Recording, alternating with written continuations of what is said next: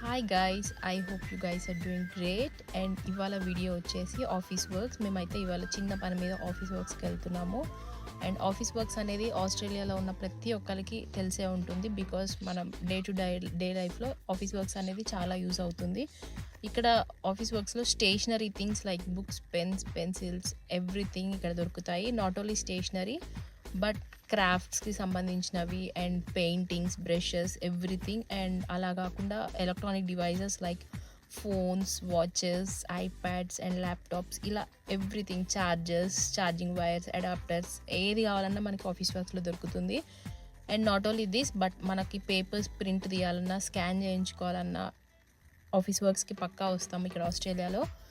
And I hope you guys like this video. If you like this video, please do like, share and subscribe. Thank you for watching. Bye bye.